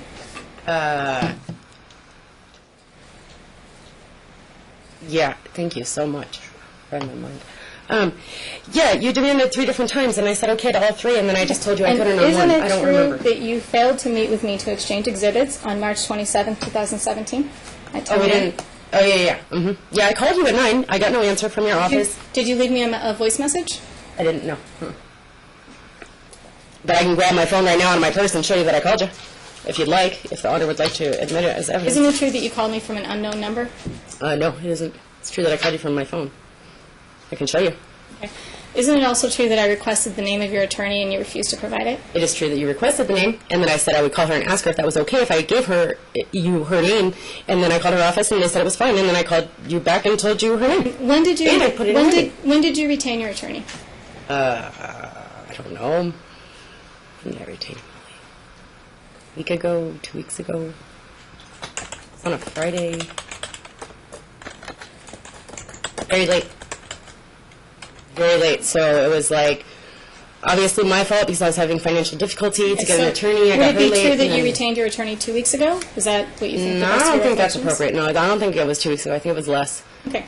And did you tell your attorney that a meeting was scheduled with me on March 27th, 2017? Objection, seeks attorney-client privileged information.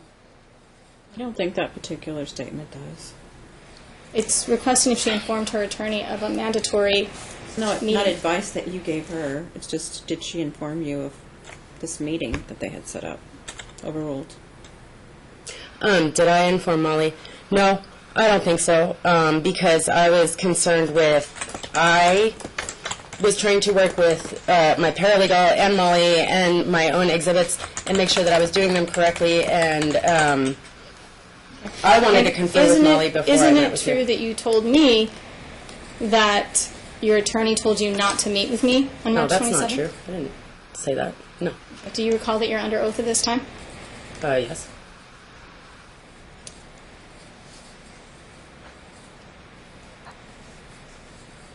Okay. Where did you learn American Sign Language?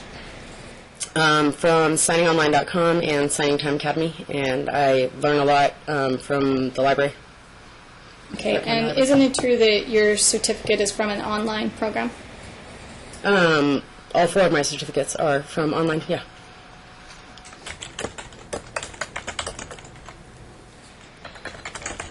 It's in Belgium. There is no deaf school in Nevada. It's one of the only 4 states that doesn't have that.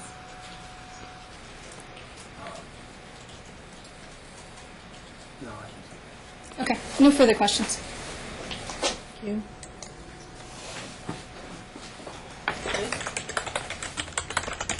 You have 4 certificates in American Sign Language, is that correct? Yes. She just asked you, where are they from?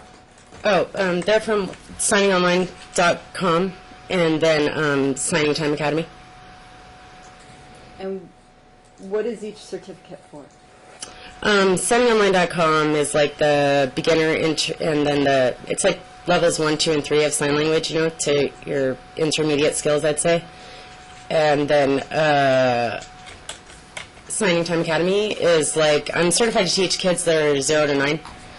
So getting Signing Online certifications was part of the Signing Time Academy certification. So they work in unity. They work together? Mm.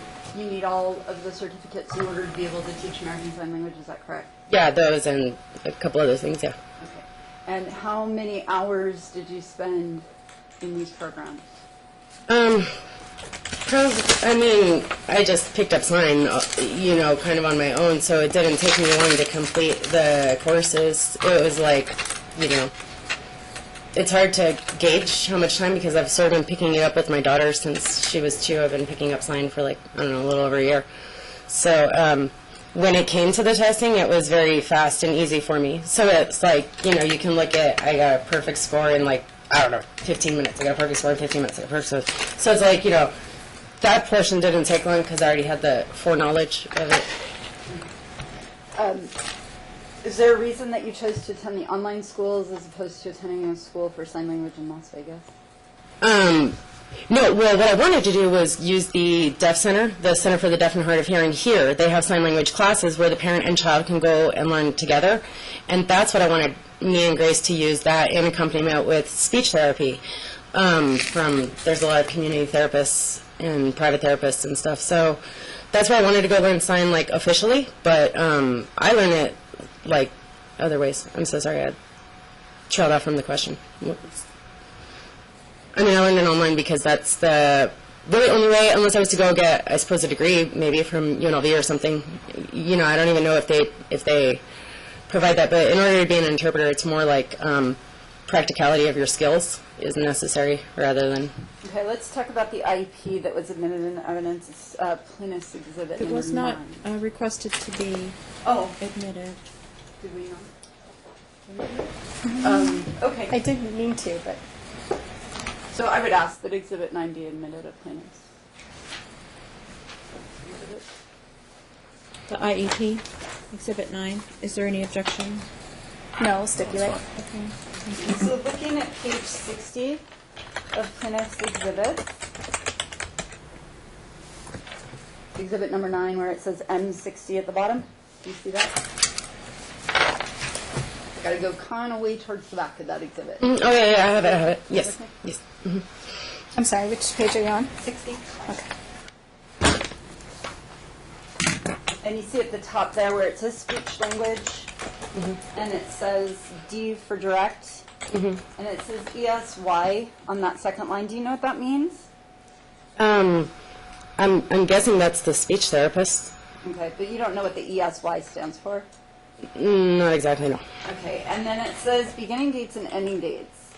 And you see in there where it says October 2016 through October 18, 2004, or I'm sorry, 2017? Yeah. Okay. And then you see it says 240 minutes per month. Is that, you see that? Yes. And then below it, it says 120 minutes per month. You see below that? Yes. Have you had any clarification from the school as to whether that 240 and 120 is combined or either or? Does my question make sense? Well, I think she receives both of those services. Okay, so she receives 360 minutes per month of speech therapy. Is that your understanding? No. No. It's my understanding that she has direct speech therapy for 120 minutes per month, and then she's subjected to the classroom where they probably are doing sign language and have an interpreter for the 240 minutes is probably what they're referring to there. And then I think the rest of the time in her day is either eating, playing, or mixed with other children. Okay, so based upon the IEP, your understanding is she receives 120 minutes a month of direct sign language? Direct speech therapy, yes. Okay, and what is your understanding of the speech therapy? Is it sign language, or is it actually trying to teach her to speak, or is it both? Teach her to speak. I mean, well, when I'm referring to speech therapy as speech language pathologists, they work with the motor skills of your mouth. They just work on your enunciation and your vocalization and your ability to, manipulate your tongue, let's say, to produce certain sounds. So it's mostly just practice, and they have, their own techniques that they use to try to get kids to cooperate or perform or speak. Okay. And so you have an objection to her being at Hayden Elementary School, is that correct? Well, yes or no? yes. Okay, and the objection is based on a number of factors, is that true? Yes. One of the factors being that, in your opinion, or at least what you know, she's only receiving 120 minutes a month of direct speech therapy. Is that fair? Yes. And have you personally looked into other alternatives for Grace to determine if she could receive more direct therapy? Oh, yes. And where have you looked? There's the Deaf Center. Well, that is not speech therapy. That's just like sign language, and then just, that's just sign language mostly. And then, but I have a ton of community therapists, speech therapists, and a ton of private therapists that I've looked into as far as just having her talk. And then there's talking tips and hands and voices, and, we try to participate in everything that I can find around town, like to have more social interaction with other deaf culture people, so we can, because that's all she would communicate in was ASL up until, and with just like a few words. So. Did you participate in the IEP when it was created? Yeah, I was present and compliant, but I wasn't allowed to tape it, which I just wanted to get an independent evaluation, like compare it. But yeah, I was there. So you wanted to tape it, and they told you no. Right, and I turned it off right away. And you went to the school and participated in this IEP. How? Was it a meeting of teachers and individuals? Yeah, well, each one took 3 hours, and so we were sent to the order to go to the first one on August 26th, I believe. So we went to that, and it took 3 hours. And then Grace didn't tolerate the hearing test well at all. She was half asleep, and she didn't want to do it, and she wasn't compliant. So I felt that the results of that were highly inaccurate, and I really didn't want her hearing aids reset based on that. But yeah, I was compliant, and it took about 3 hours, and then they went to schedule the next one, and then they went to schedule the third one. And the only reason that I ever wanted to postpone them was because I wasn't sure how, I was hoping that I got primary custody, or which one would she go to if we got joint, or those kinds of factors if I had to send her. But okay, so one of the objections you have is to the number of minutes that Grace has in terms of speech therapy.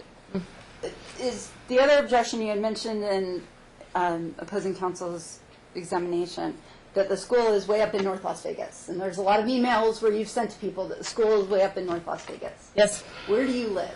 I live in almost in Pahrump, Mountain's Edge. Okay.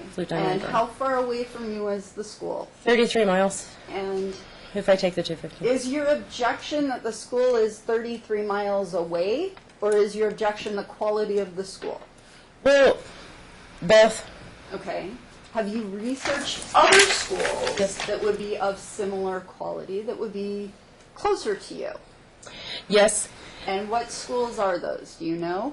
Yeah, Roundy. I think it's called Thomas Roundy. I met the teacher there, Miss Siegel, and they have the most deaf students, and that one is equidistant between us. And also Stephen Shore is very highly rated, and that's equidistant as well, but that one's more toward Henderson. And so, if the court orders you to keep Grace in school for the purposes of receiving these services, would it be your preference that she go to one of these other schools that is better rated and a little closer? Yes, I would like that, but I would genuinely love it if the court would just consider the idea that the parents just want to treat the problem differently, because I feel like I'm just more of a hands-on parent, and I feel like Mark probably prefers the school. And I just wish that we could both do what we want, without fighting each other. Like, on his time, he can do that. The school already said it's fine.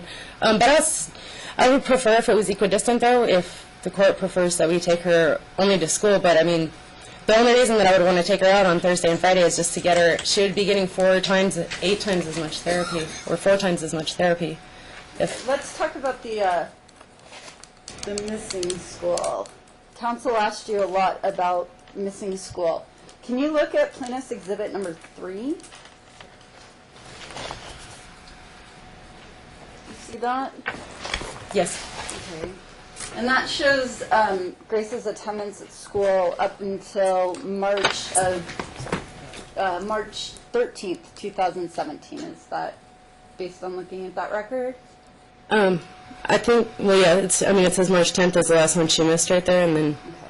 Okay. And so, when you look at that document, does it refresh your recollection as to how many days she missed from school on your time versus how many days she missed from school on Dad's time?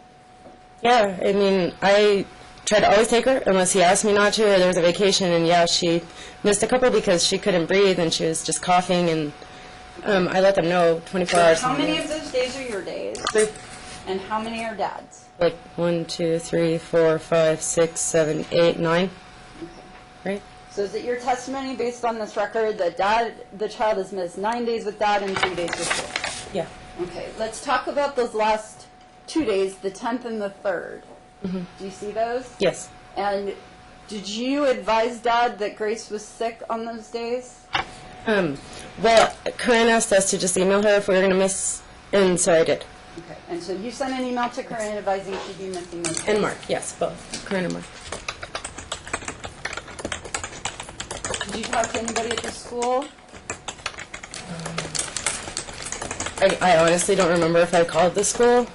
I probably did, but... Let me ask you a different question, because Dad has sole legal custody for educational purposes in this case. Is that your understanding? Yes. Will the school communicate with you about her education? No. Is that because of the custodial designation in this case?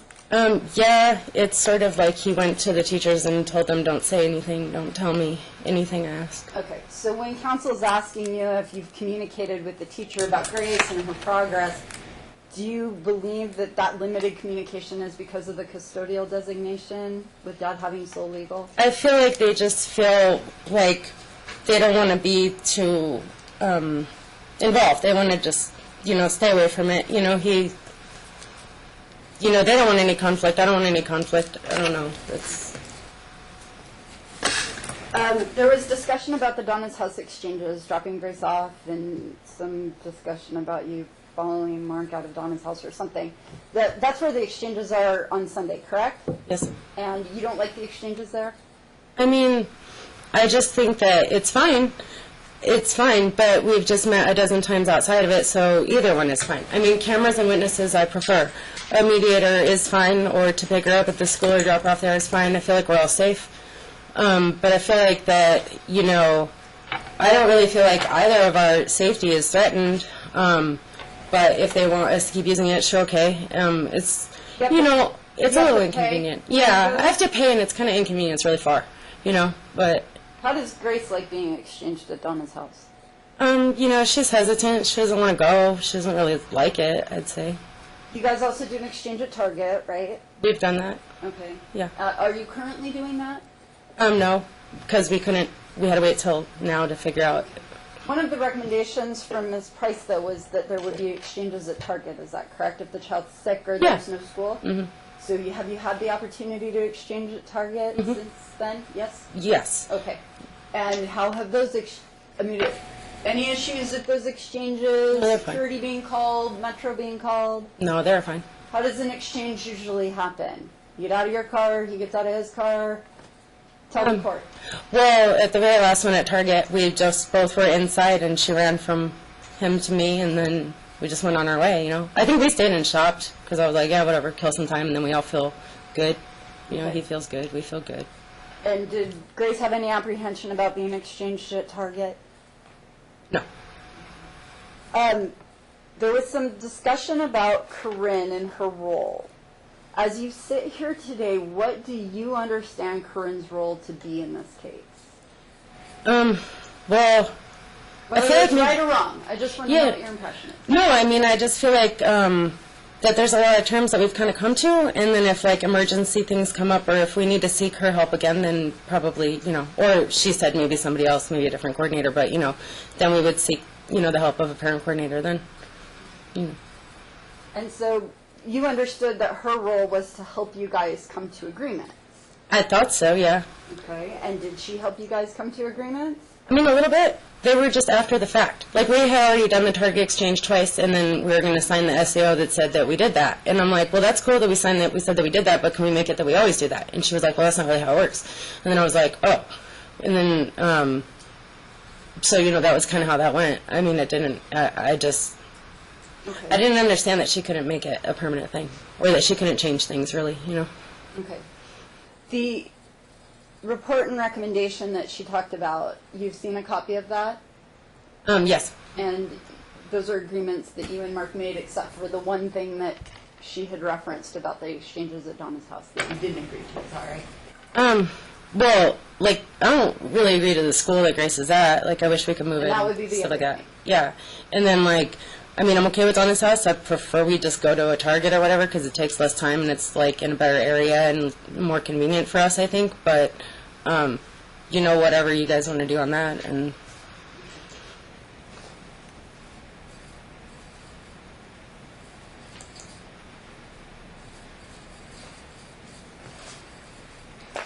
Sorry, give me 1 second.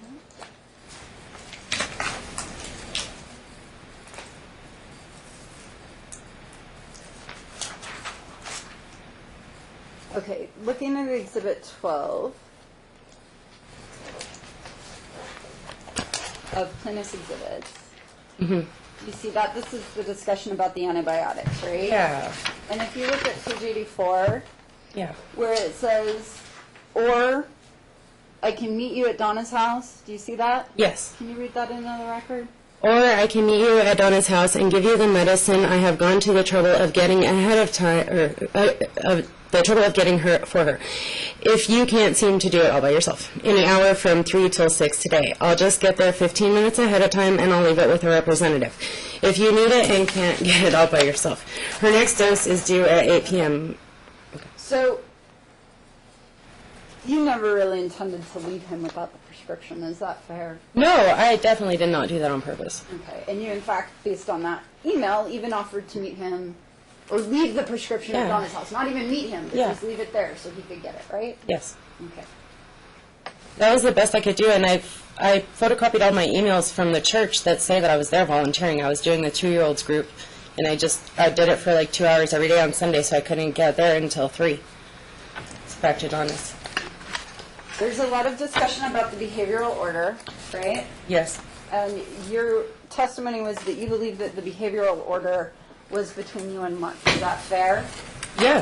That that applies to you and to him, Yes. right? But you understand that you're not allowed to involve third parties really in this litigation based on that behavioral order, right? Yeah. Well, like, I guess I thought it was like I couldn't talk to anybody that is involved with it, so. Counsel's asked you quite a few questions about this meet and confer and some of the emails that you sent to her. My question to you is it fair to say that you don't particularly care for her? Oh, sure, that's fair. Okay. And is it fair to say that that's because this case involves your daughter, right? Yes. Yeah. And that you feel that she and her client are trying to take your daughter away from you? Well, I feel like they've been using my daughter as bait to make money or something, because I mean, I don't understand, like, any time that I would try to resolve things, they would say that I was trying to fight or trying to harass them. So I feel like maybe she fueled the fire. I feel like maybe she encouraged her client to keep doing this, and because I feel like she's the only one that's really profiting. So that's the only way that I maybe see it. But, on the other hand, it's like she's totally doing her job, what she was hired to do, I guess, so, I don't know. And so is part of the reason that your emails to her are brash? Do you agree with that? I would agree with that. I mean, is because you're emotional. well, yeah.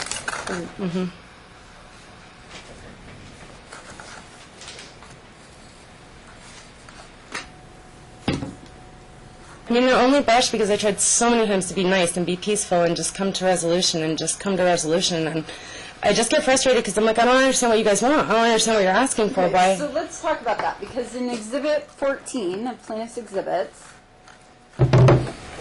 you said, I've tried so many times, right? Yeah. Okay, so that part where counsel had you read into the record, and you say, can we agree to remediate terms?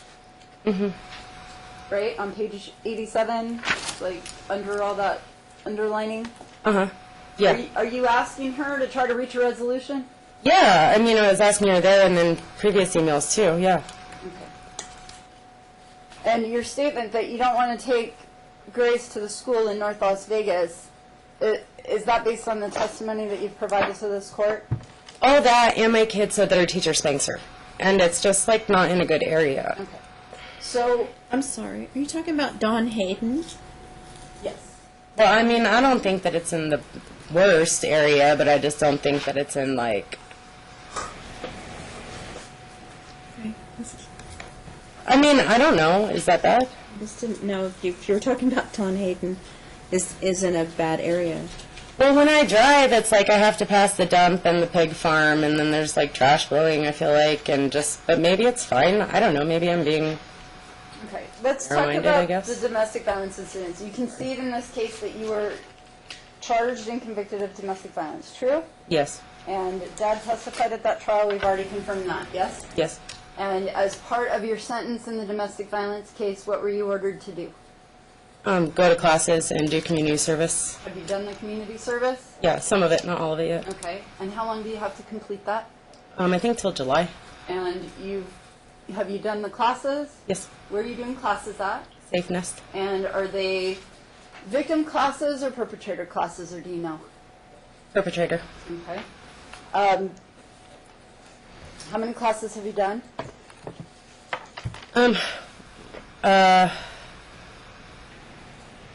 Like I want to say around 10 or so. 10 or 12. No, 10. And how long do you have to complete the classes? Till July. Like everything till July. And based on the classes that you're taking, have you gained any insight into this incident that would change the way you'd act in the future? Like a little. Okay. So tell the court what you would do differently if you were faced with the same situation.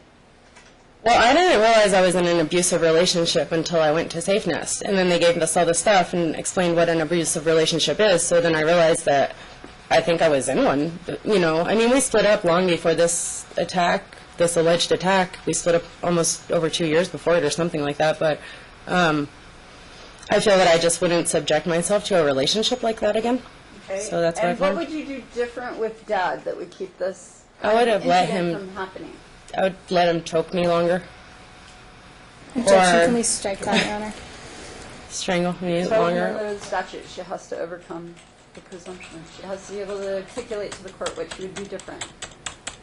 But you know, I can see. on. Your Honor, I have a police I report. won't strike her testimony because obviously findings of fact were made. It was a bench trial, Yes, it was. so the judge made findings of fact, convicted her, and so what she says is a little ridiculous.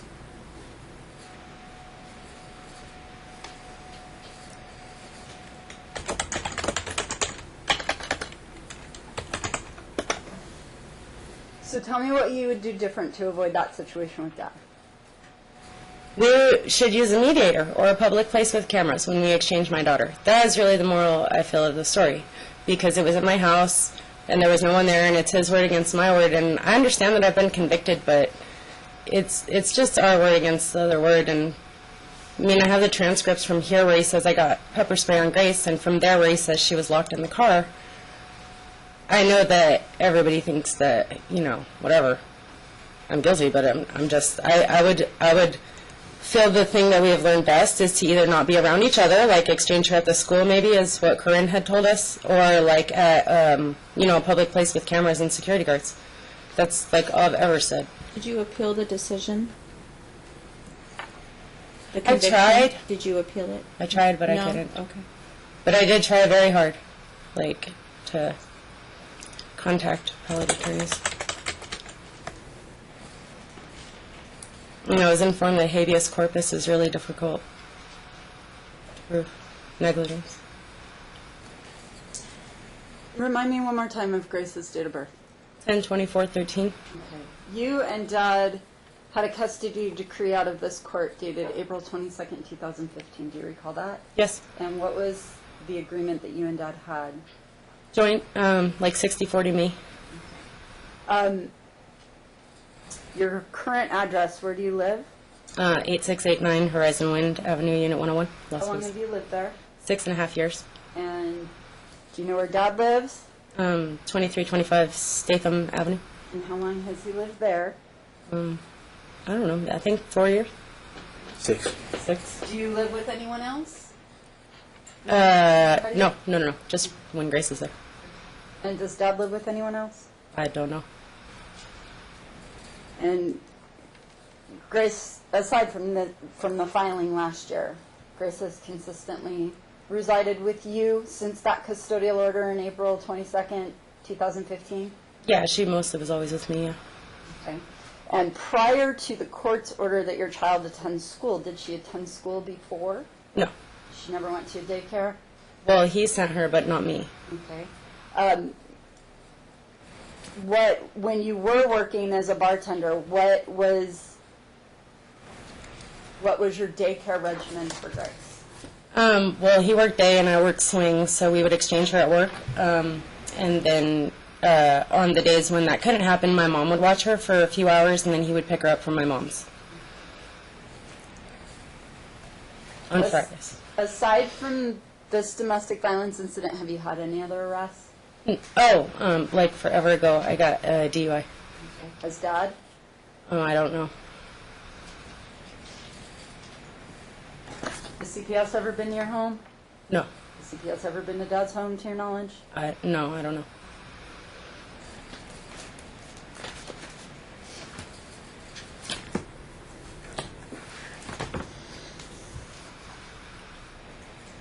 With regard to taxes, have you guys always alternated the tax return for Grace? That was the order, yeah. Does Dad have any other children? I don't know. Do you have any other children? No.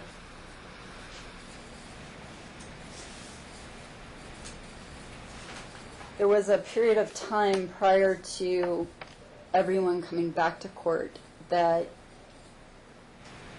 you, well, I'll withdraw that. I guess I'll call her in my case in chief. Or does the court want me to just ask? We're at 20 to 4, so how much longer do you think you're going to need? I mean, Dad hasn't testified either. Yeah. Yeah, we're going to take a break, and why don't the attorneys discuss how much more time they're going to need, okay?